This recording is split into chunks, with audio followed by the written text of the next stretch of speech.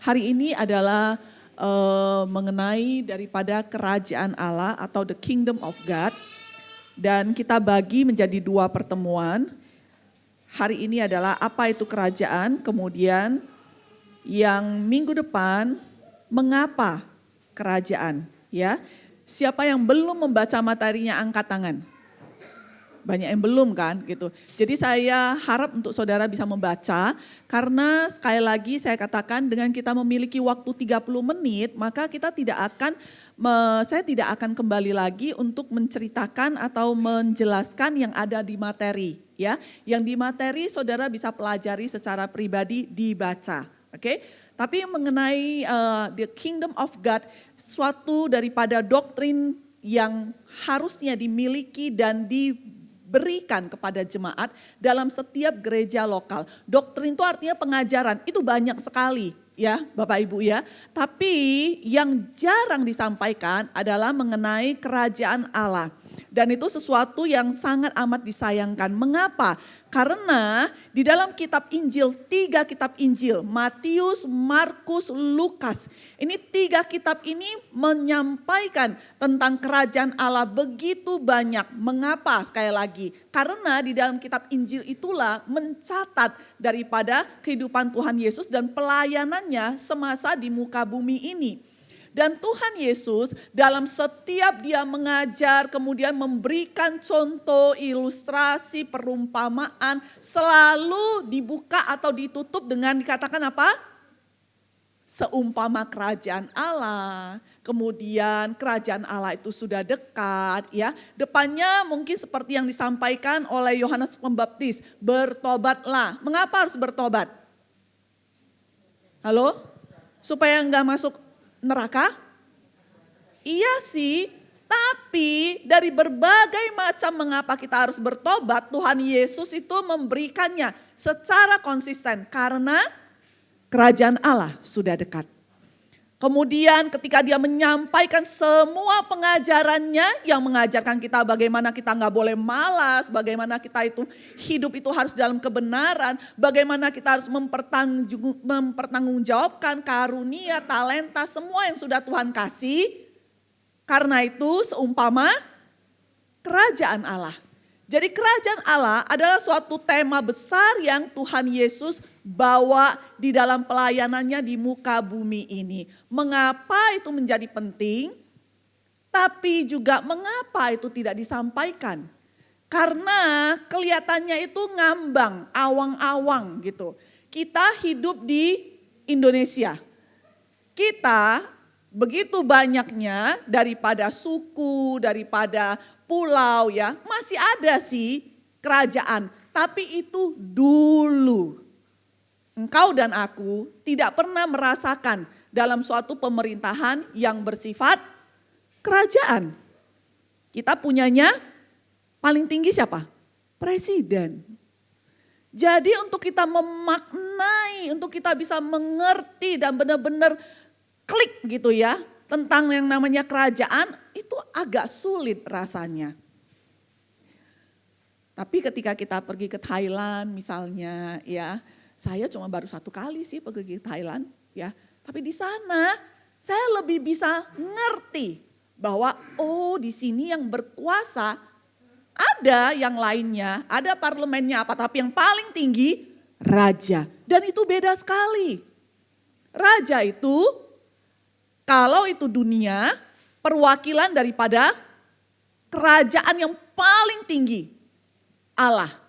Makanya ya kalau saudara nonton itu film kolosal, kemudian yang film-film lama, yang itu berkaitan dengan Inggris ya. Bagaimana itu manusia yang lainnya, yang sama rajanya itu gak ada bedanya, gak ada kelebihannya ya. Bahkan bisa jadi rajanya lebih jelek, lemah, tapi dia raja. Panglima yang kuat, jenderal yang hebat, semuanya itu adalah untuk melayani sang raja. Kita agak sulit memahami hal ini.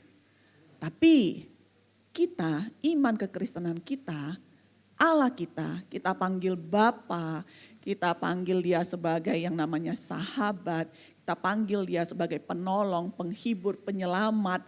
Tapi ada satu, kita panggil dia juga sebagai raja. Dan kalau raja itu ada kerajaannya. Dan kalau kita panggil dia raja, berarti kita ini sekarang siapa? Citizennya, rakyatnya. Dan jika berkaitan dengan pemerintahan yang berbentuk daripada kerajaan, maka semua rakyat itu harus mengerti benar kepatuhan, ketaatan, dan kedaulatan daripada seorang raja itu berbeda dengan sekedar hanya presiden.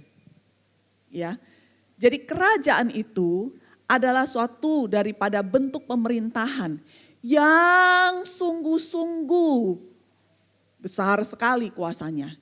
Beda dengan semua bentuk pemerintahan yang lain. Nah kemudian yang kedua, apa itu kerajaan? Kita harus mengerti benar bahwa berbicara tentang kerajaan Allah itu bukan hanya ada di perjanjian baru. Dari perjanjian lama, dari mulai kalimat pertama daripada Alkitab kita, kerajaan itu sudah disampaikan. Ya, pada mulanya. Itu kalau bahasa Indonesia itu agak sedikit sulit gitu. Tapi kalau saudara cari di dalam bahasa Inggrisnya, kemudian di dalam komentarnya, di dalamnya mengandung daripada filosofi kerajaan. Kemudian di dalam perjanjian baru, ya nanti ini data yang saudara bisa cari melalui Google, ya. Mengapa menjadi sangat penting? Karena kata kerajaan Allah di dalam kitab Matius disebutkan 32 kali kerajaan surga. Nanti kalau saudara cari, saudara bisa tahu itu, ya. Mengapa disebutnya kerajaan surga, kerajaan Allah gitu, sama aja itu, ya. Tapi kalau Matius, dia menuliskan kitab Matius itu untuk siapa? Ada yang tahu? Pembaca daripada pendengar daripada kitab Matius pertamanya, itu untuk siapa? Halo? Orang Yahudi. Ya, itu orang Yahudi. Kalau Lukas itu banyaknya untuk Gentiles, orang Yahudi. Pendatang semuanya, bangsa-bangsa lainnya. Itulah mengapa waktu Matius memberikannya sebagai suatu firman Tuhan yang tertulis, ditulisnya itu adalah kerajaan surga. Karena orang Yahudi sampai sekarang pun itu mereka sangat berhati-hati dan menghindari kata Allah. Karena begitu sucinya, ya. Jadi mereka nggak pakai kata Allah, maka mereka memakai kata kerajaan surga. Tapi itu sama saja, ya. Saudara itu nggak mikir bahwa kok ada pertentangannya sih? No. Oke. Nah 32 kali disebutkan oleh Matius di dalam kitab Matius. Dan semua pengajaran Tuhan Yesus tadi saya sudah sampaikan, ya. Ada ketika Tuhan Yesus ngomong sama seorang anak muda yang datang, ini gimana gitu loh. Apa yang harus kulakukan, bla bla bla bla. Dia memakai frase daripada kerajaan Allah, kerajaan surga. Jadi itu tidak ada bedanya, ya. Supaya nanti kalau saudara mau bikin pertanyaan jangan yang di bagian sana lagi. Ya, kemudian apalagi yang penting, mengapa kerajaan itu nanti bagiannya Ibu Elia minggu depan ya. Dan apa itu kerajaan? Ada dua yang saudara harus paham mengenai kerajaan. Satu itu kerajaan dunia, satunya lagi adalah kerajaan Allah. Nah kalau kerajaan dunia ini sistemnya ada di bumi ini. Oke, tapi kalau kerajaan Allah itu bersifat daripada spiritual.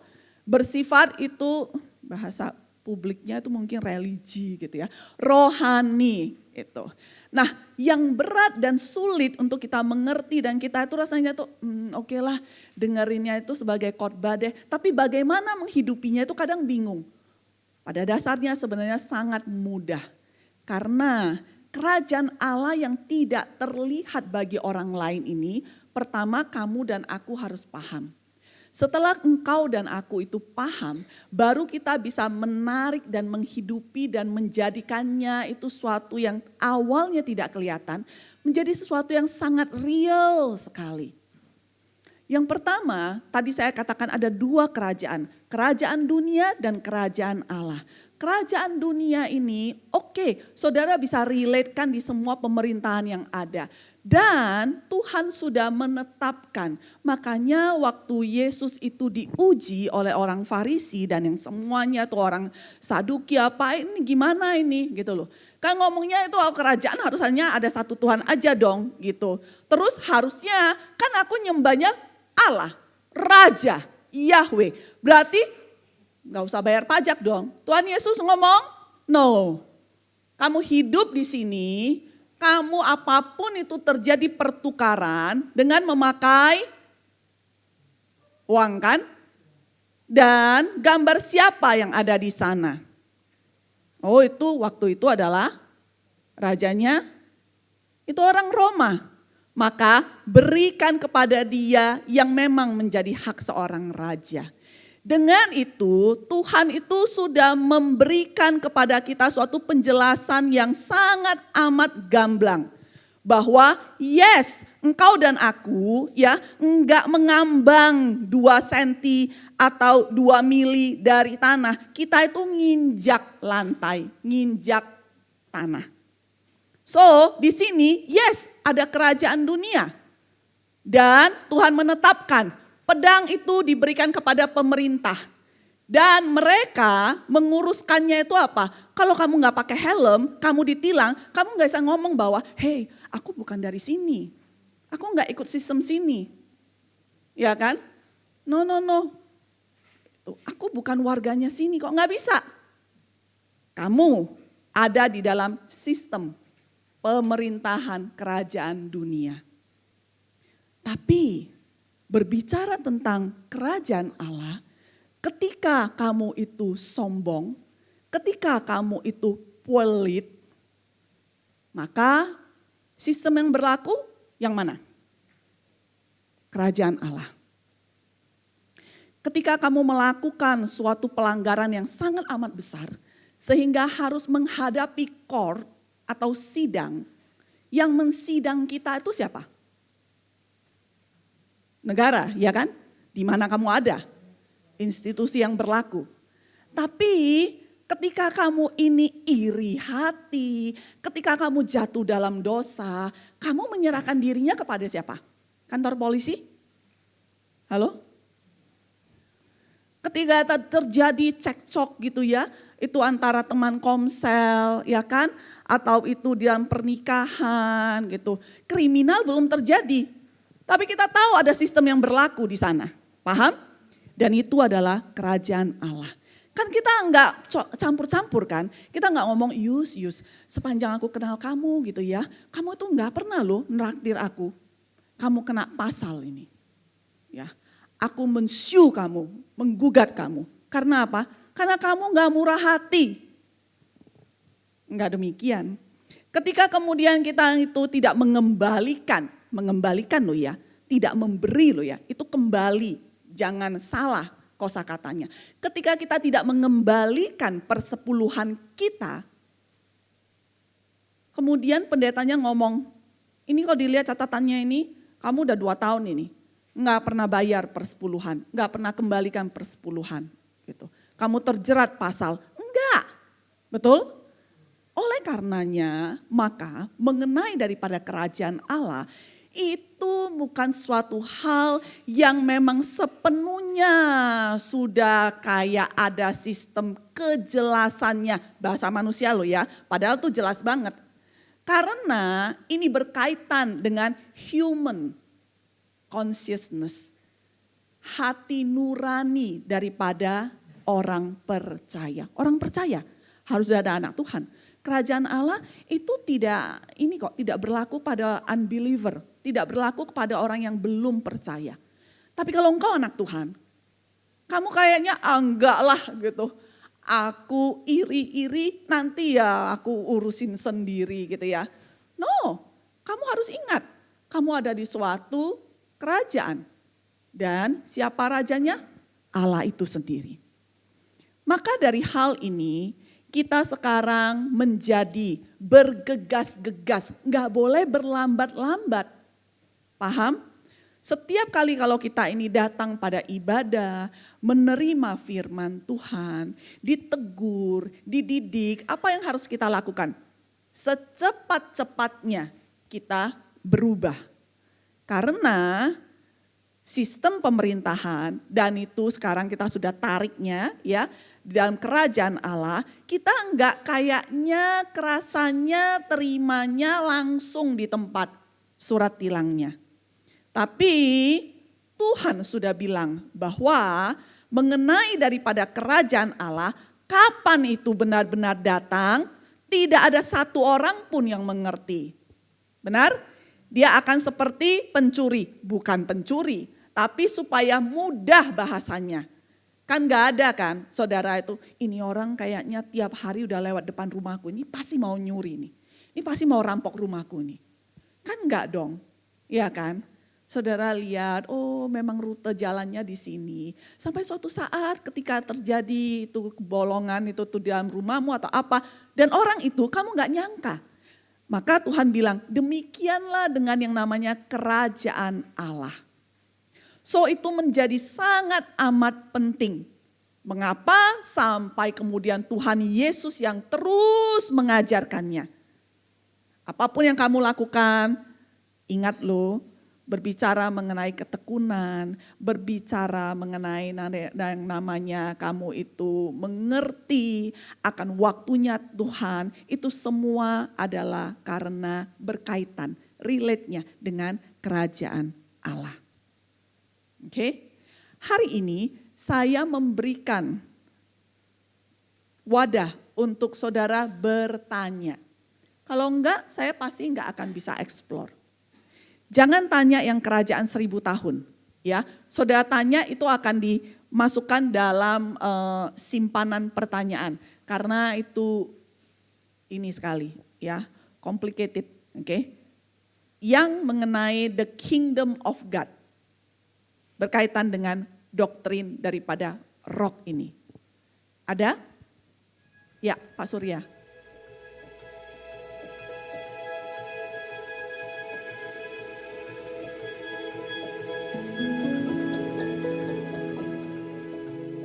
Jadi suatu pertanyaan yang bagus ya, karena yang tadi saya bilang, kita itu seringkali dengar firman, kadang kita ngerasa terus ngidupinnya itu gimana, praktekannya itu gimana gitu kan.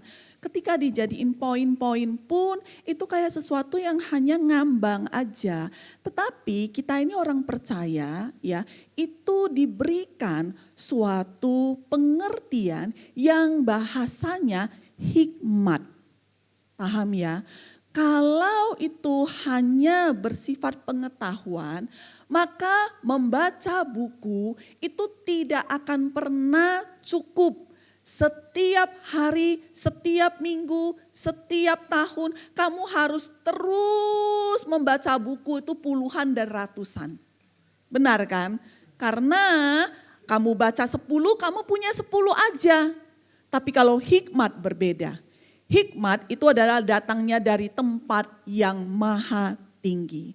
Nah, maka ketika kemudian kita menghadapi kehidupan kita dengan berbagai macam zaman yang terus berubah, tren yang berlalu dan yang baru datang lagi, kita itu jadi anak Tuhan itu enggak bingungan. Oke? Apa sih prinsip yang kita pegang? Ya, di dalam kingdom of God itu sudah datang, tetapi belum komplit. Ya, di dalam bahasa istilah doktrin teologi itu adalah already but not yet. Sudah sih, tapi belum sepenuhnya gitu loh. Kemudian apalagi di dalam kingdom of God, ingatlah doa Bapa kami. Apa itu? Bapa kami yang di sorga, di sono itu. Kita masih di sini. Datanglah kerajaanmu. Ya kan? Kemudian jadilah kehendakmu. Di mana? Di bumi ini. Tapi harus samanya seperti di sorga. Jadi ada suatu kesinambungan. Maka Bapak Ibu sekalian, ketika kita menjalani kehidupan ini dengan berbagai macam kasus, case atau apapun yang kita alami, kamu harus pegang dulu prinsip ini. Ya, bahwa kerajaan Allah itu bisa ada, nyata, itu ada di tangan siapa? Engkau dan aku. Karena kita ini adalah warganya.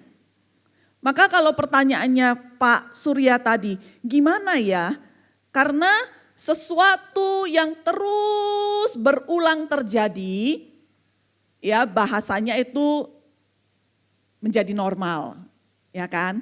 Kemudian yang berikutnya lagi itu karena terus diulang oleh berbagai macam orang-orang yang berbeda.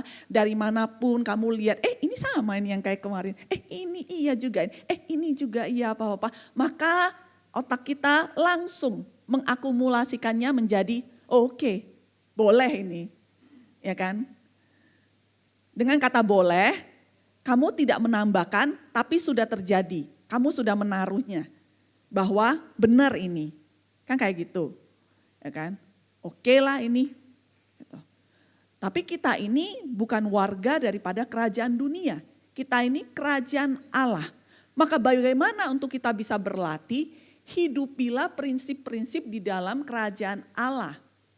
Makanya setiap kali kita terima berupa pengajaran, firman, itu yang harus kemudian kita masukkan. Dan untuk ketika kita masukkan, kita keluarkan yang dari dunia. Makanya sebenarnya itu enggak cukup hanya ketika kamu punya ibadah 1-2 kali. Ibadah kita itu kan ada 2. Ibadah yang komunal kayak gini, rame-rame. Kemudian juga ada ibadah yang sejati yang melalui apa? Keseluruhan keberadaan kita. Saat teduhmu, kemudian kemanapun kamu pergi, kamu kan tidak bawa hanya tubuhmu toh. Kita bawa itu apa saja? Semua kan, pikiran kita, ya kan? Di dalam pikiran ini ada nilai-nilai yang terbangun. Masalahnya adalah orang Kristen sekarang, mereka terima firman hari Minggu, itu berhentinya di hari Minggu. Seharusnya itu dicerna lagi. Setiap saat ketika besoknya itu berangkat kerja, kemudian mengalami sesuatu, relate-kan dengan yang kamu terima. Atau yang sudah ada dalam storage-mu, dalam penyimpanan pikiranmu dan batinmu. Semuanya yang kaitannya dengan nilai kerajaan. Baru saja saya membagikan ya. Tidak ada orang manusia besar kecil tua muda yang ngerasa oke, aku sudah selesai, cukup bertumbuh. Sekalipun kita ini digambarkan, diilustrasikan, diperumpamainkan oleh Tuhan Yesus sebagai pohon gitu ya, yang berbuah apa segala macam.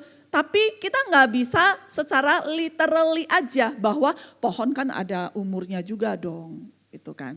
Ada saatnya pohon itu juga pensiun, udah gak berbuah lagi. No, Tuhan bilang, iya kamu itu pohon, tapi pohon yang mana? Yang Mazmur 1. Ketika ditanam di tepi aliran sungai, dan sungainya itu gambaran daripada Tuhan, dia senantiasa berbuah setiap musimnya. Gak ada itu pohon tua, gak ada. Gitu loh. So, semuanya ketika diberikan sebagai pengajaran yang masih ada bahasa manusianya, itu untuk memudahkan kita untuk mengenal, paham. Tapi Tuhan kemudian tambahkan bahwa semua yang kamu hidupi di bumi ini adalah gambaran daripada nanti yang di sorga. Makanya berbicara mengenai kerajaan sorga, itu levelnya selalu di atas. Maka kita nggak ada itu yang model kayak oma opa gitu, udahlah nggak usah pelayanan lagi lah gitu. Tidak ada manusia orang percaya yang itu sudah ada saatnya berhenti bertumbuh. Oke, saya ya ikut Tuhan berapa? Mulai tahun 95 deh, saudara hitung 95 sampai sekarang. Berapa puluh tahun itu? Ya, saya masih terus ditegur Tuhan dan saya hari-hari ini baru bisa semakin mengerti mengenai keadilan Tuhan. Saudara tahu saya ini punya banyak anak-anak rohani, betul ya? Itu yang mau seminggu sekali, mau sebulan sekali, atau mau 1 semester sekali, apapun lah itu ya. Anak-anak yang itu di perantauan, yang kuliah di sini, itu rata-rata yang di gereja sini pernah nginap di Hard Rock. Bahasa yang dari saya, saudara sudah sering tahu adalah anak rohani. Di dalamnya membedakannya itu berarti ada anak jasmani, anak rohani. Saudara akan bisa langsung tahu anak jasmani saya siapa? Queen, ya kan? Anak rohani saya siapa? Banyak itu. Ya, sebut aja deh yang di rumah aja deh, gitu ya. Jeo, ya, Obaja, gitu ya. Vero, Nanda, gitu. Yang sering kelihatan deh, gitu. Yang terakhir ini John, ya kan? John sudah ke Gresik bekerja. Oke? Dan kalau saudara cukup kenal dekat dengan keluarga saya, saudara tahu ada beberapa yang dulu itu juga ada di Jogja, sekarang udah nggak ada. Oke? Ini yang saya mau bagikan sebagai yang namanya pertumbuhan rohani dan menghidupi kerajaan Allah itu, nilai-nilainya itu harus yang real. Kesehariannya. Oke?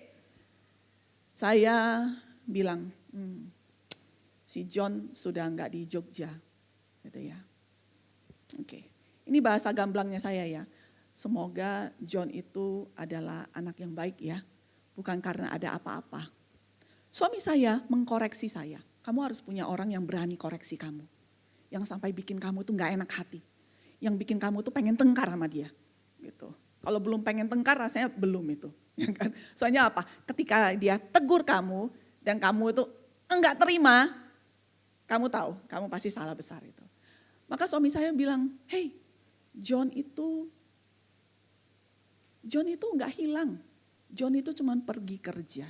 Dia itu anak. Oke. Dia anak. Gitu. Kemudian ada yang kali berikutnya lagi, ya. Saya di rumah, saudara tahu kami punya orang yang membantu yang tinggalnya di sekitaran satu ini kawasan dengan kami, bantu. Tapi bantuannya sangat amat minim untuk membersihkan rumah. Karena standar saya tinggi ya. Jadi saya ini sekarang yang tiap hari itu bangun pagi bersihin rumah. Saya punya anak-anak itu yang tidak lahir dari rahim jasmani saya. Ya, tapi jiwa anaknya itu tinggi banget. Artinya apa? Kalau anak itu nggak sungkan, ya. Jadi sampai jam 11, setengah 12, jam 12 itu anak-anak ya. Kalau yang putri atas itu tidur belum turun tuh, belum mandi, belum ngapa-ngapain. Oke, anak-anak yang cowok kayak Jeo gitu ya, itu karena udah denger gubrak itu, dia bangun. Gitu. Di hati saya, oke, saya mikir gini, ini ya aku kalau ke rumah saudaraku aja ya, aku tuh sungkan loh kalau bangun siang. Benar gak Bapak Ibu? Ya, ini anak-anak ini ya, ini Gen Z ini ya, parah banget ini ya. Gitu. Terus ada suara di hati saya, oke? Kalau kayak gini sebenarnya yang babu itu siapa sih? Saya. Saya paham ya, ini di dalam nih, waktu saya sendiri bekerja ini. Gak bangun-bangun nih, saya udah sampai masak ini, udah sampai kayak kantin nih. Ya, ngasih piring-piring satu gitu. Sikat gigi aja belum, anak gadis ini ya, dengan anak laki apa semua gitu. Tapi kemudian ada suara yang lain. Oke, suara yang lain tuh bilang apa? Anakmu juga belum. Mundur saya. Satu langkah bahasanya kayak gitu. Oh, Tuhan itu kalau menegur, berbicara kepada kita sesuai dengan bahasa yang kita itu bisa paham. Saya langsung, oh oke. Saya gak enak hati sendiri jadinya. Siapa yang dimaksudkan oleh suara itu anakmu? Halo? Queen juga belum bangun. Jadi di hati saya ada anak saya, Anda yang bukan anak saya. Paham? Adil enggak itu? Saya enggak terima rasanya jadi babu untuk anak yang bukan anak saya. Saudara paham? Apakah kasih yang demikian yang harusnya itu dari Tuhan? Enggak, ternyata saya masih pakai kasihnya saya. Saudara paham? Roh Kudus menegur segamblang itu. Itulah arti daripada nilai kerajaan Allah. Saudara paham yang saya masukkan? Ketika kemudian saya berbicara tentang kasih, kasihnya Tuhan tuh gak boleh pilih kasih. Paham? Makanya Babe marah besar dengan Hana. Ketika makanan itu dia masak buat anak yang lain, mau itu bakwan, mau itu udang, mau itu telur, ya satu. Buat keponakannya, Obaja, yang berbagi darah sama, menurut dia, kan kayak gitu kan bahasanya. Itu dia kasih lebih banyak. Saudara paham sekarang apa yang dimasukkan dengan kerajaan Allah? Datanglah kerajaanmu, jadilah kehendakmu di bumi ini tapi harus sama seperti di surga. Jadi yang kita hidupi ini, yang real ini, semuanya sifatnya itu harus pakainya yang dari mana? Dari sana. Amin. Maka saya, Queen itu saya gak pernah bilang, kamu ya jadi anak itu sekarang umur 20 tahun masih di rumah, ya mama gak pernah hitung-hitungan loh.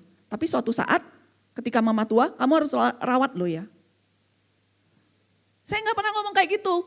Tapi ketika ada anak lain yang itu ada di rumah saya kasih bantuan, saya bukan ibu rohani ternyata. Saya ini adalah seorang yang meminjamkan kebaikan. Kalau pinjam itu harus balik. Saya ditegur Tuhan. Amin. So kita ini saya rasa itu akan bisa menjawab Pak Surya. Kasusnya bisa beda-beda, apapun itu. Tanyakan satu aja. Nanti Roh Kudus yang di dalam dirimu akan mampu menjawabnya untuk engkau sampai kamu dengar. Kamu gak akan bingung dengan bahasa, terus maksudnya apa ya? Enggak. Ketika kamu itu bilang, tanya, ini caranya Tuhan enggak ya? Ini prinsipnya kerajaan bukan ya? Makanya seringlah pakai kata kerajaan itu. Kalau enggak kita enggak bisa memaknainya. Sulit buat kita mengerti tentang yang namanya kerajaan. Karena kita aja itu enggak ngerti sungkan, enggak ngerti hormat kepada Tuhan. Padahal Tuhan tadi kita bilang apa? Kita panggil dia siapa? Raja kan? Kita panggil dia raja kan hanya karena waktu pas nyanyi, pas apa. Kita menghidupi keimanan kita terhadap hubungan dengan Tuhan lebih kepada hubungan apa? Bapak kan? Benar enggak? Kalau bapak enggak punya sungkan kita. Tapi anak yang sudah mengerti akan hati anak dan hati bapak, itu kalau di rumah akan jadi kayak Jeo itu ya nggak perlu saya masuk ke kamar dia kemudian saya matiin AC-nya supaya kepanasan bangun. Enggak. Gitu loh. Dia bangun siang sih. Tapi nggak pernah lebih siang daripada ketika saya sudah di depan. Oh dia tahu ini. Bundo udah bangun. Kerjaannya dia adalah ngebersihin burung. Dia bangun tuh. Gitu. Bangunnya karena apa? Udah cukup. Tahu dirinya sungkannya sungkan yang benar. Paham ya? Kita tuh harus punya sungkan yang benar. Begitu ya Pak Surya ya. Jadi ingatlah untuk bisa mengerti tentang kerajaan Allah mudah. Ya. Doa Bapa kami. Dan ingat. Siapa yang paling banyak ngomong tentang kerajaan Allah? Tuhan Yesus. Oke. Jadi apapun itu kamu masih hidup sekarang kayak gini nih. Kamu bisa lakukan banyak kesalahan. Tapi kamu terus belajar dari kesalahan tersebut. Belajarnya itu bukan dengan mengulang dengan yang lain mirip-mirip. Enggak. Tapi belajarnya untuk mengkoreksinya menjadi nilai. Prinsip kerajaan Allah.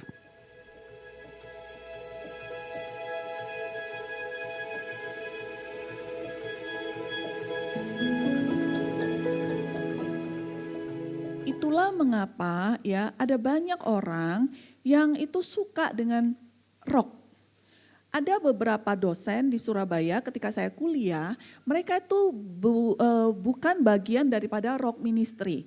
Ketika kemudian mereka mengajar, mereka lihat gitu ya, maksudnya kan ada brandingnya ya, gitu kan. Maka kalau yang rock itu apa, teologinya apa nih, gitu ya, kerajaan. Wah, mereka terulik gitu ya. Kemudian mereka ini bagus sekali, gitu loh. Mengapa? Karena teologi kerajaan itu dari Tuhan. Ya, kemakmuran itu tidak bisa disebut teologi gitu loh. Karena itu sangat amat tidak alkitabiah. Enggak ada itu. Saudara mau cari kayak gimana pun tuh enggak ada. Itu dibikin oleh manusia. Berbeda dengan teologi kerajaan. Nah, mengapa tidak belum semuanya memakai, karena mereka melihat teologi kerajaan ini menjadi hanya salah satu daripada teologi-teologi kecil, doktrin-doktrin kecil.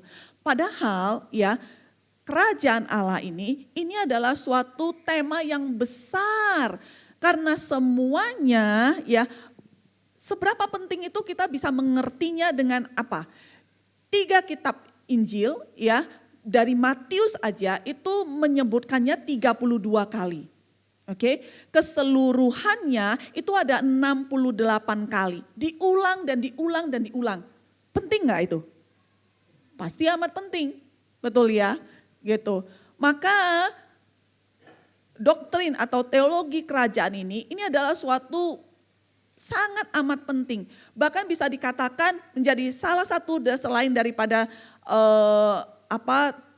teologi Tritunggal gitu ya, doktrin Tritunggal itu doktrin kerajaan ini menjadi salah satu daripada akar yang itu tuh sangat amat kuat untuk bisa membangun kehidupan orang percaya dan membangun gereja. Dan di luar daripada tadi yang ditanyakan oleh Bu Anne gitu ya, sekarang kita harus bersyukur bahwa kita ini menyandangnya menjadi nama, slogan gereja kita. Tapi sangat amat menyedihkan ketika kita ini rock representative of Christ Kingdom. Namanya keren abis gitu. Tapi begitu ditanyain, kok bisa sih kerajaan? Dan saudara gak bisa menjawabnya itu gimana dong? Iya kan? Kenapa? Gitu loh. Kenapa kok bukan presiden? Kenapa kok raja? Kan kerajaan kan? Kenapa kok Tuhanmu milihnya itu raja bukan presiden? Saudara harus mampu untuk mengolah setiap kata ketika orang itu bertanya. Gitu. Maka ketika pertanyaan Kak Anne, kenapa kok enggak banyak dipakai ya? Gitu. Karena memang Tuhan membukakannya itu ya memang sendiri sih. Oke. Tapi kita untuk menyombongkan diri. Karena yang tadi itu kita kembalikan pada firman. Ya, di dalam firman Tuhan Yesus mengajarkan berbagai macam apapun, saudara bisa mengambilnya bahwa oh berarti perumpamaan ini Tuhan ngajarinya tentang apa? Kalau kayak anak-anak gitu ya, rajin gitu kan. Jujur apa? Tapi semuanya itu selalu ada Tuhan memberikannya di depan atau di belakang. Bahwa ini adalah kerajaan Allah. Dan kerajaan Allah itu bukan makanan minuman. Makanya sistemnya itu tidak di sini. Siapa di sini selain daripada memang pekerjaannya berkaitan dengan kuliner, ya, saudara memikirkan besok mau makan apa, itu tuh udah mikirnya itu dari 1 hari sebelumnya. Sampai mau tidur aja masih direnungin, besok makan apa ya? Ada? Enggak kan? Benar ya? Karena apa? Itu makanan, itu minuman gitu. Itu bukan. Tapi kerajaan Allah berbicara mengenai damai sejahtera, sukacita. Sesuatu yang tidak akan pernah habis dimakan ngengat katanya Tuhan. Kerajaan Allah itu yang katanya itu adalah damai sejahtera, sukacita. Maka sekarang gimana kamu bisa mengerti, kamu menghidupinya atau enggak adalah ketika kamu lakukan sesuatu dan damai sejahteramu hilang. Kamu tahu, oh, aku lakukan hal yang salah ini. Kamu lakukan sesuatu damai sejahteramu tinggi. Tapi sistem kerajaan yang lain berlaku, kamu rugi. Nilaimu jelek kalau anak sekolah ini. Iya kan? Kemudian kamu nggak lulus karena kamu nggak bisa ngumpulin tepat waktu. Kamu bisa ngumpulin tepat waktu kalau kamu itu copy paste. Aman itu. Tapi nilai keluar, damai sejahtera hilang. Tertuduh misalnya. Saudara paham ya? Saudara sangat amat terlihat perbedaannya. Yang satu itu bersifat sementara, yang satu itu bersifat kekal.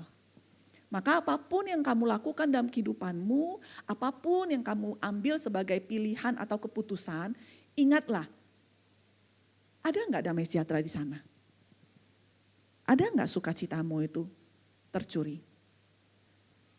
Kamu punya enggak wajah untuk kamu bisa tunjukkan kepada Tuhanmu?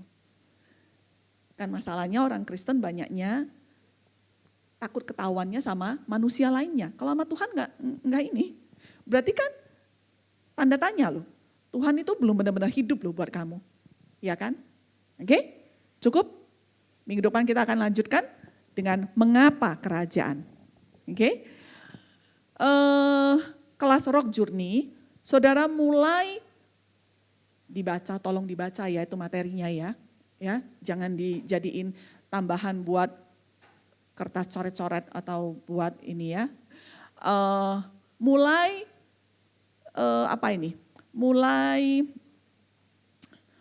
ngumpulin pertanyaan ya. Karena salah satu daripada untuk kita bisa explore lebih jauh adalah melalui pertanyaan. Jadi saya rindu kita ada satu pertemuan kelas yang itu Q&A dari semua yang sudah diterima materinya. Oke? Sudah? Cukup ya? Baik, kita akan tutup kelas kita pada hari ini.